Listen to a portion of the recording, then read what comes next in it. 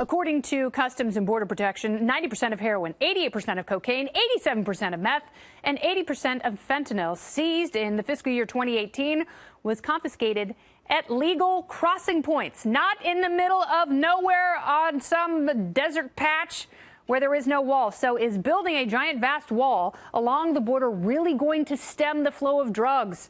Joining me now, former CIA officer and host of the Buck Sexton Show podcast. It is Buck Sexton. Hi, Buck. Hey, Kennedy, how are you? The buck is back. The buck starts here.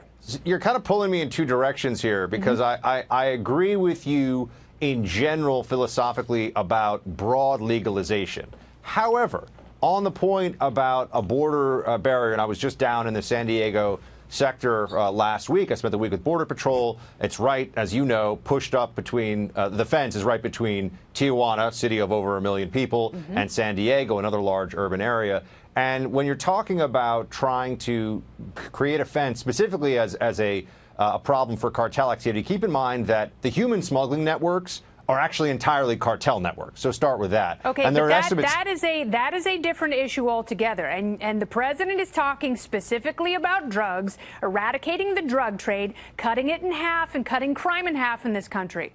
I know, but he's there was a using comma. no statistics, no data, and no facts to bolster that argument, which has now become the critical centerpiece of his wall claim. So the human smuggling component, we'll table that. I just wanted to note that is a big portion of how a lot of cartel profits, hundreds of millions of dollars, are actually being made now. On drugs specifically, on illicit substances, there's a lot of drugs, Kennedy, that come into the country that they don't find. In fact, really part of the problem is that the seizures that are occurring are much more likely to occur at ports of entry and via inspections of the mail than they are through wide open areas where there's really very little, if any, checkpoint or procedure that's there for them to go through. Okay, I went to the El Chapo trial last week. I'm going to go again tomorrow or Thursday. And the whole thing's fascinating because if you listen to the ways they're not talking about sending people with backpacks through Nogales in the middle of the night. They're not talking about, you can't, the type of demand we have in this country can't be met with smuggling drugs through the desert in the poorest sections where there's not enough border fencing. No, this is true. I mean, and I'm certainly not going to argue. I heard the same statistics that you did about seizures from CBP, right? 'Cause it's the same CBP. But they also would tell you that it raises the cost of doing business for the cartels and makes it harder for them to get more drugs into the country. So all I'm saying is that when you look at the extension of a barrier, border fence, whatever people want to call it, it assists in all aspects of security. So it's essentially like, do you want to have a lock on the front door of your house? Even if you have a lock, the burglars can come in through the windows. They can come in through the ceiling. There's a lot of things that they can do to get around that. Yeah, but it's also like saying if I have a lock on my front door, all of a sudden not as much light is going to get in. Well, you're hoping that the burglar. So we're really going to beat this analogy to death. Sure. You're hoping that the burglar has to expend more energy and resources than they otherwise would. But look, to your point, there's also the possibility. But how many? Okay, but I want to stop you there for a second because that's drug warrior mentality, and you're better than that. And we talked about this in the past. I'm not a drug warrior. I know that. But that's the kind of mentality, like we have to spend more money, we need more resources, and that's how we're finally going to stop drugs from coming into the country. Let's say you have a giant wall and border agents and drones and drug-sniffing dogs and technology that is able to scan entire... The tech is where I was going, but yeah. I understand that. Right.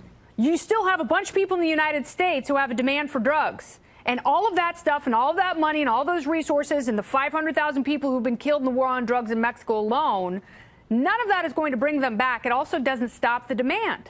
And I think that is the critical area where we're not having an honest conversation. Well, you know, the DEA, which has gone after doctors, legitimate doctors, very aggressively for prescribing, they would say over-prescribing. In some cases, though, Kennedy, that I know of, it's pretty borderline. I mean, DEA has guidelines that sometimes infringe upon what people think is good medicine. It's an ongoing conversation, and that's a whole other thing that we can talk about. That also has nothing to do with the border wall.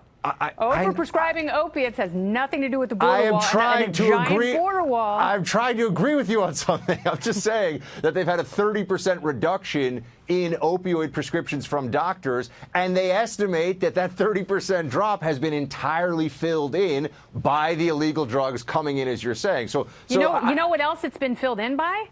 the legal cannabis that people can now legitimately buy.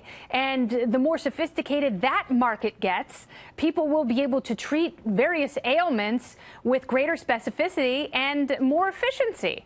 I mean, I'm not somebody who's touched weed in decades, and I've been for legalization for decades. So, I mean, I think that, you know, we're kind of having two conversations. While these drugs are illegal and they're enriching the cartels, there are ways to try to limit their spread into this country and make it harder for people to... And the best, most efficient way of doing that is to end prohibition of drugs, even if you find them to be immoral, and refocus our energy on addiction and treatment and not incarceration and spending billions of dollars on a drug war that is failing. Buck, you're awesome. You're smart, and we have areas where we agree completely, but it's so much fun when we get to. It's so good to see. I mean, I can't really see you, but you know what I mean? I kind of can. I'm doing this. Buck Sexton, thank you so much.